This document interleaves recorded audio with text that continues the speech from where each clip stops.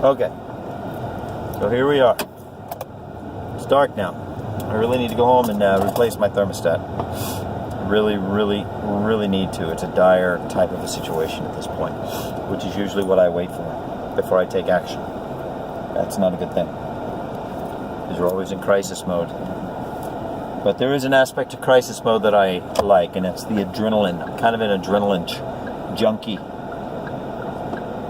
Crisis. When you're in crisis mode, you're on adrenaline. You're operating on adrenaline. So unfortunately, I think I have an adrenaline addiction. There's a whole dissertation that could be done on adrenaline and the adrenal gland, and it's not pretty. Trust me, it's not a pretty dissertation.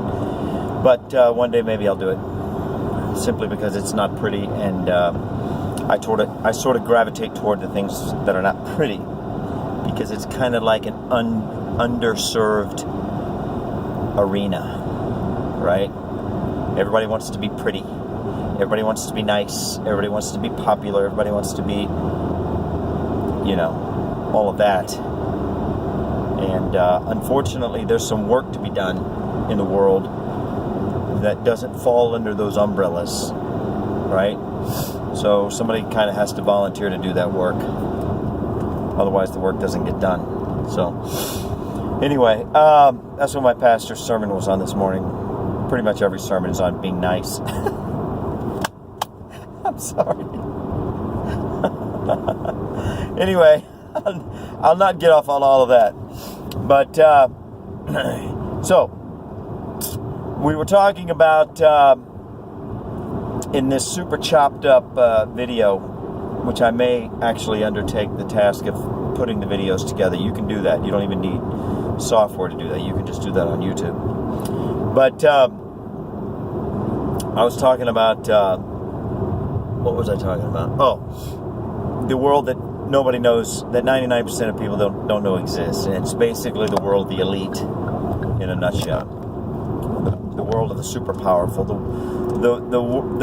universe parallel, the universe that is parallel to our universe, except it's not really a parallel universe in the sense that everybody thinks when they hear the phrase parallel universe. When somebody hears the phrase parallel universe, they think it's some kind of scientific, mathematical, what's that Japanese astrophysicist? I can't think of his name at the moment, but Carl Sagan, Neil deGrasse Tyson, Bill Nye. They think it's something like that. Razzle dazzle me with a bunch of multi-syllabic gibberish and make me feel like I'm super special because I heard a lecture or watched a video on something that involves weird stuff that nobody else, or very few other people know about, that's multi-syllabic in nature, and now I feel like I'm really smart. Because now, that's not what I'm talking about. I'm talking about an actual it's actually literally part of this world, but it's so foreign to everybody's 99% of the population's experience that they're not even aware that it exists. And it's pretty simple, but it's not simple. I mean, it's simple in the sense that it's just basically the life that people live when they're born into the elite. Okay, they're born into a world where the concept of paying a bill is a totally foreign concept. Look, you've done something. You've done things. Everybody listening to this has done things that the first time you did them, you thought they were really strange. You're like, what the heck is this? It was confusing. It was like, I don't care what it is. It could be something as mundane as doing the laundry.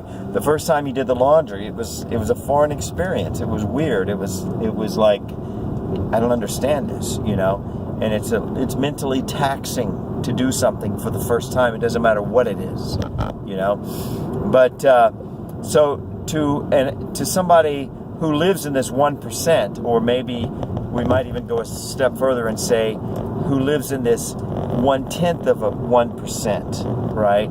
It's not the top 1%, it's the top 1/10 of 1%. Still a large number of people, and that's the thing that escapes us. We hear 1%, we're thinking, oh, it's just a few people. No, that 1% of 7 billion is, let's just break it down real quick. 10% of 7 billion would be, 700 million? So 1% would be 70 million? I mean, if I did the math right, while I'm multitasking and on the fly here, extemporaneous, I think it's 70 million. I mean, people hear the phrase 1%. They're, oh, just 1%. No, it's 70 million people. I mean, come on, that's a lot of people, you know. 1/10 of 70 million. I mean, what is that? That's 7 million. So you're talking about 1/10 of 1% of the top. You're still talking about 7 million people. That's a lot of people, you know. But when it gets that remote statistically, okay, then the other 99.9% of people, it's like a parallel universe, because that's how far removed they are from that quote-unquote world. So, in other words, when you've never paid a bill in your life, okay, and you're 80 years old or you're 50 years old, okay, it's like you're living in a parallel universe, even though it's the same world. You still have bills, it's just you just don't pay them, right? And you don't know what anything costs, electricity, I mean, you don't know and you don't care, right? Because you own the electric company, or your father does, or your grandfather does, or your great-grandfather did, and your grandfather inherited it, you know. I worked with some guys that grew up with people who owned companies like Sikorsky, the Sikorsky helicopter company. These are companies that land and are awarded like multi-$100 million contracts from the government for helicopters, you know. So, and God only knows what kind of, you know, whatever you want to call it, kickbacks or whatever they get for, you know, I mean, that's just the numbers that are on the books, is what I'm trying to say. There's numbers that are not on the books. There's accounts in the Vatican Bank, which is even more secret than a Swiss bank, you know, that's not on the books anywhere. That's just known between the Pope and you, or the whoever you're dealing with at the Vatican, or whoever you're dealing with at the foreign, and you know, in the Ukrainian or the Swiss or the French government, you know.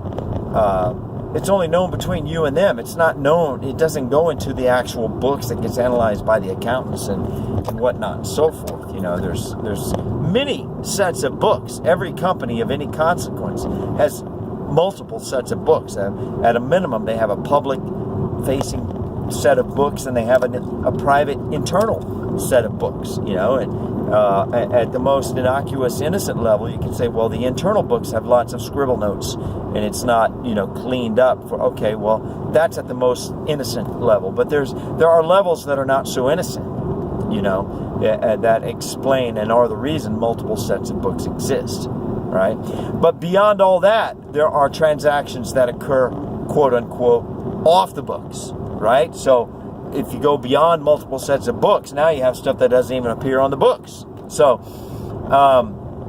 people in this, so this is what I mean. This is exactly what I mean by a parallel universe. It's like a world that we cannot relate to unless we go to the extent of making the effort to try to relate to it, to try to understand it, to try to, how would you say, astral project ourselves into it. And when I say astral project, I'm speaking metaphorically. I mean, there very well could be, for all I know, and I don't know, but for all I know, there could be something that is literal astral projection, you know. I don't know anything about that, but everybody talks about it, so I have to assume that if it's not exactly what they say it is, it's something that approaches, or it is some derivation or variation on what they say it is. So, without making an effort to project ourselves into this world, we have no way to understand it. Now, what's the point of all this? I mean, as opposed to just being a fun exercise. And to be honest with you, it is a fun exercise. I enjoy this, you know. If I didn't enjoy it, I wouldn't be doing it, you know. But I do enjoy it. But beyond that, the question is there any value to it? Is there any point? I think there is. I think that when you try to understand the world as it truly exists, okay, not as this fake little making everything clean and making everything pretty and paying your bills and yada yada, helping the homeless and all that's well and good. I'm not disparaging any of that. Okay, I'm just saying that I think my personal conviction is that God calls us to step outside of ourselves. First of all, we are called to be grateful for ourselves, for what we have been given. But on the other hand, now this guy pulls right in front of me, and I'm exercising extreme restraint not to just like sit on my horn, because that would not be something good to do on video, but that's what I was about to do. Anyway, I'm confessing that to the world right now, that if I wasn't on video, I probably would have sat right on my horn, because that guy just for no reason pulled right out in front. He had 3 lanes. I was in the middle lane. He chose to pull right out in front of me in the middle lane and go like 15 miles an hour slower than I was going. Anyway,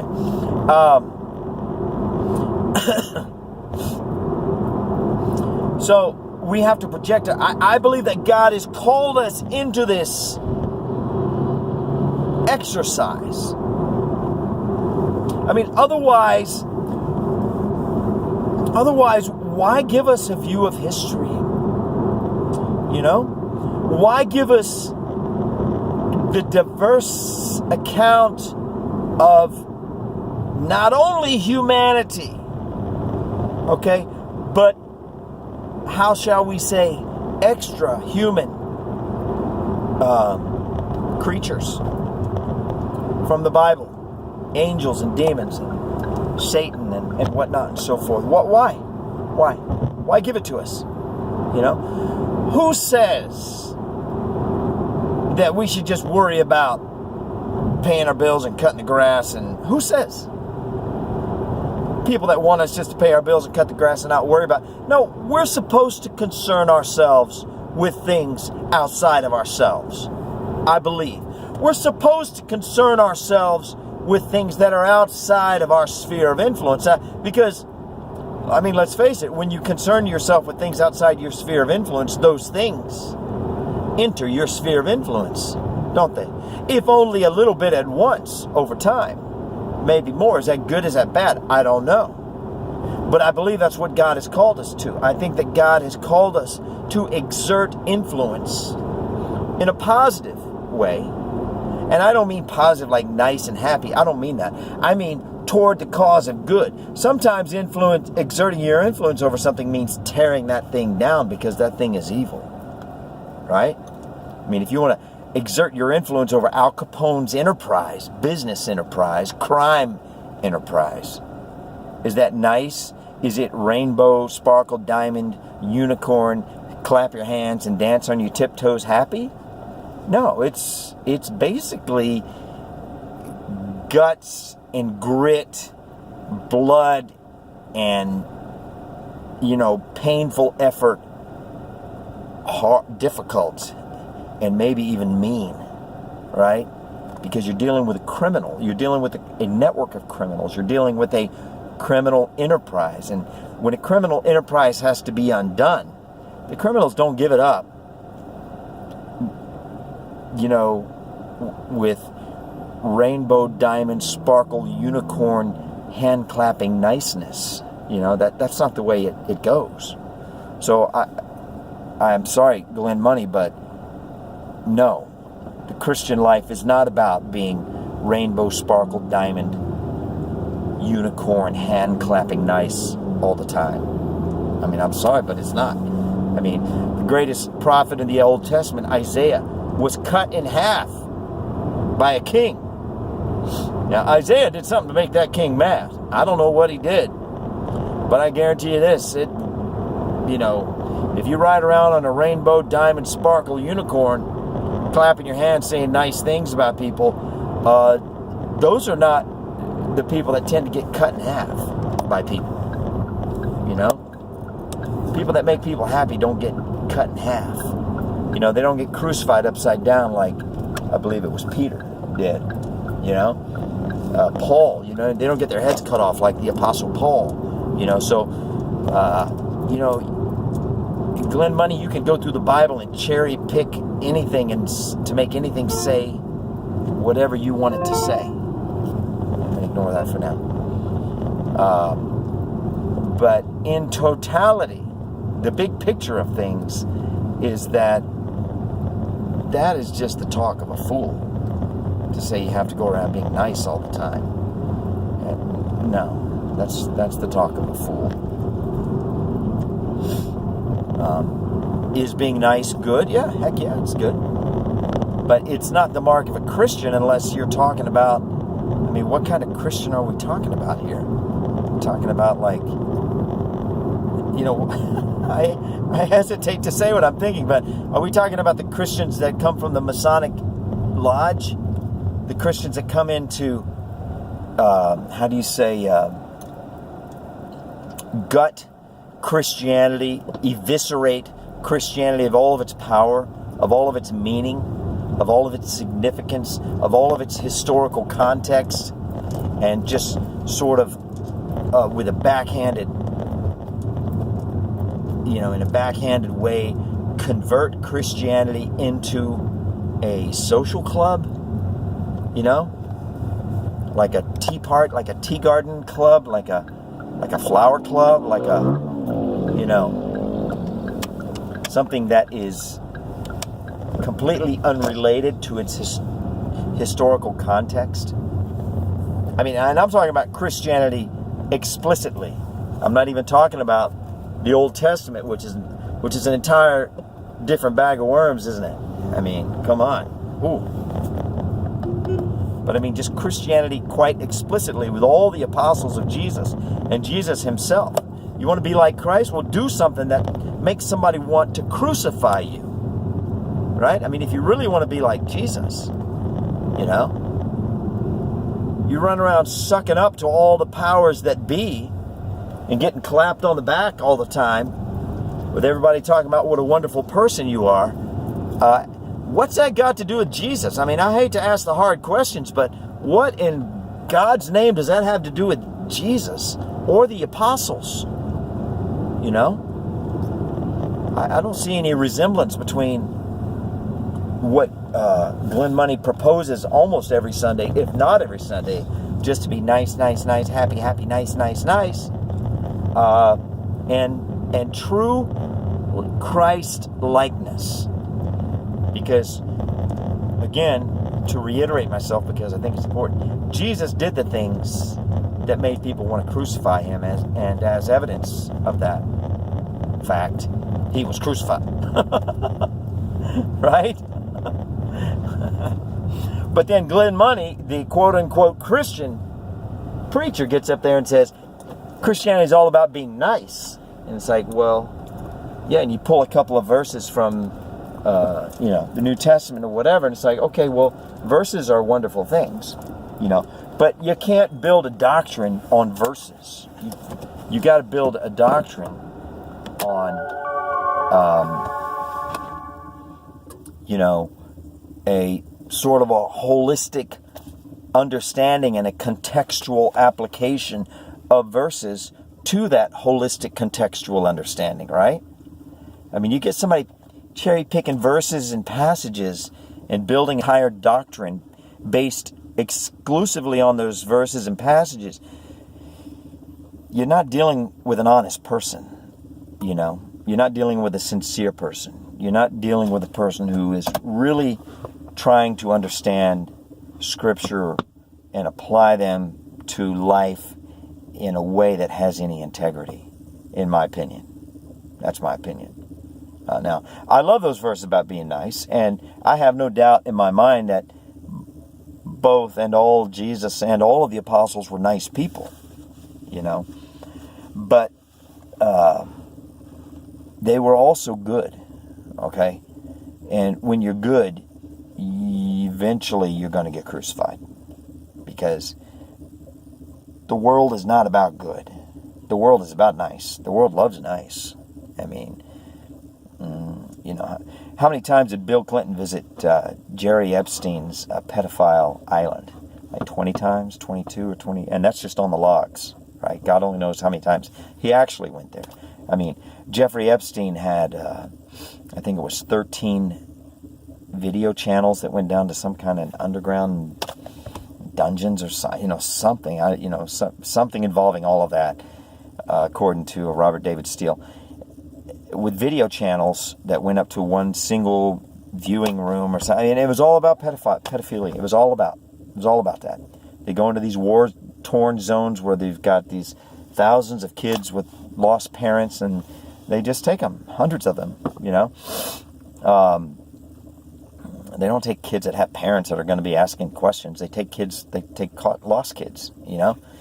And they abuse them, and they do whatever they do, horrible things. And Bill and Hillary Clinton out there. Now, I know a guy who met Bill Clinton. This guy said Bill Clinton was the nicest guy. And I believe with all my heart that if I met Bill Clinton, he would probably be the most charming person, one of the most charming people I've ever met. And I would be very charming also if I spent my entire life interacting with people all the time, because it's a skill. Being charming is a skill. It's just like any other skill. It takes time to develop. You know, so I would become very, at the moment I'm not too charming because I just spend my entire day looking into a computer monitor, and you become a little bit antisocial. Well, you become antisocial. you lose your ability to relate and interact with people when you don't relate and interact with people on a regular basis. And when that's why software engineers are stereotypically they have no social skills, because they interact with a computer. I mean, so it's a thing. It's a thing. It doesn't make one person good and one person bad. See, that's what I mean.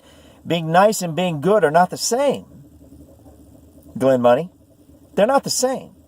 Being good almost has nothing to do with being nice, except that if you're good, you're going to be nice every time you have an opportunity to be nice. But I mean, it's still, I'd rather be told the truth by a clumsy, awkward person than be lied to by a nice and charming person. That's kind of where I come down. And, but there is a dualism here. There's another dualism, nice and good. Nice and good. Which one?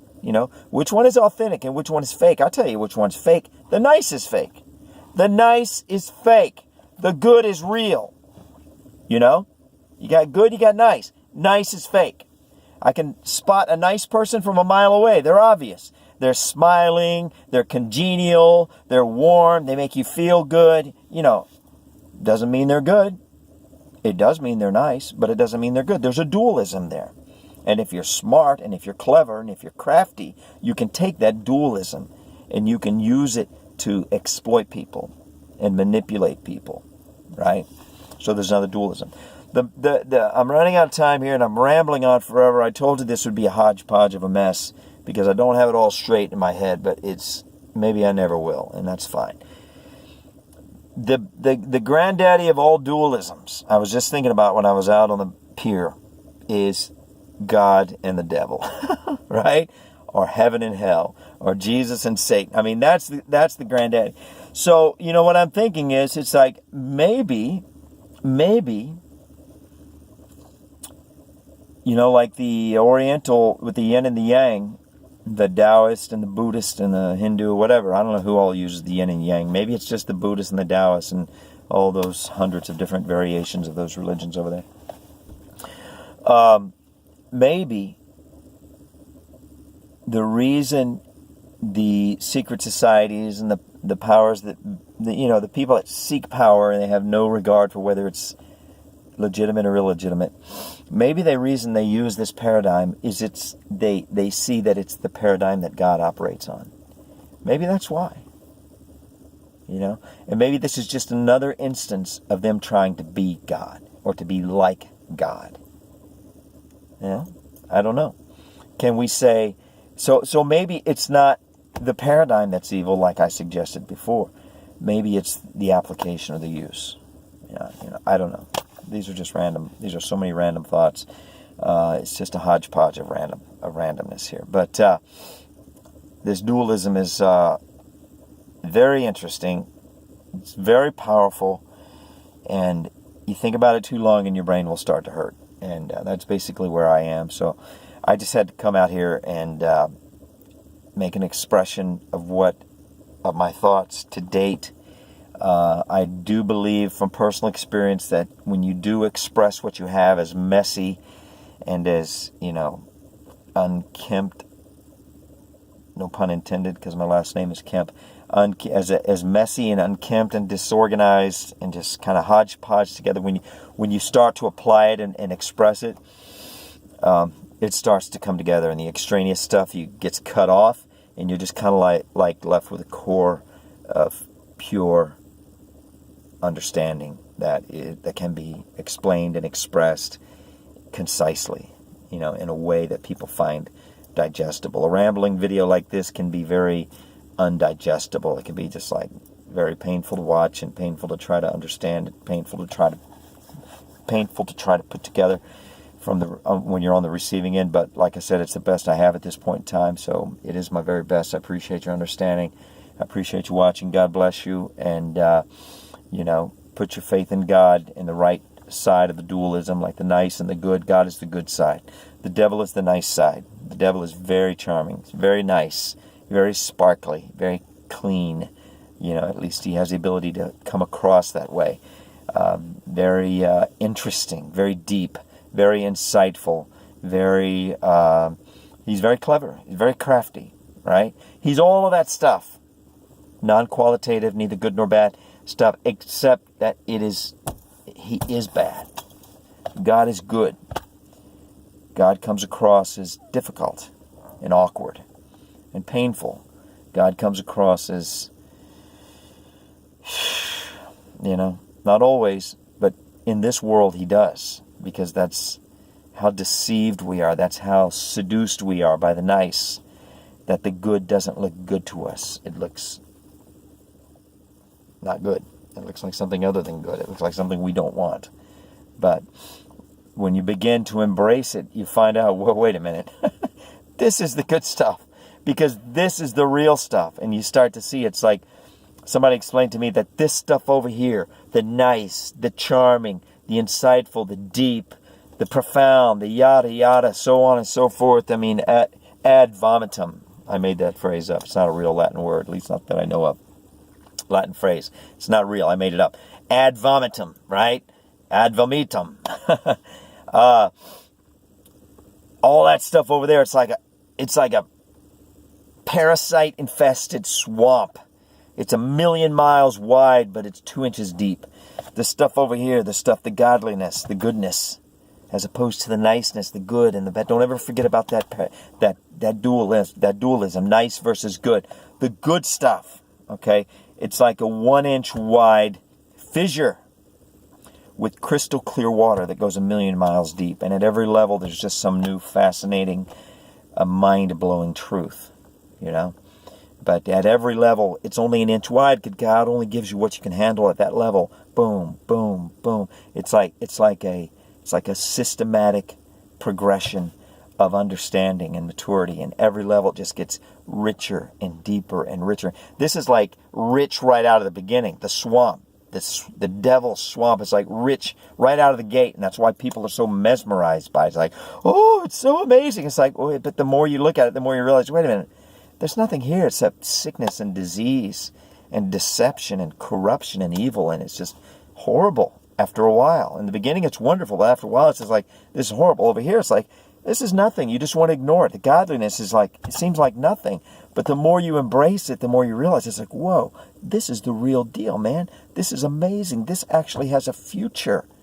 This is unbelievable. And you just become enthralled by that. And you learn to reject this.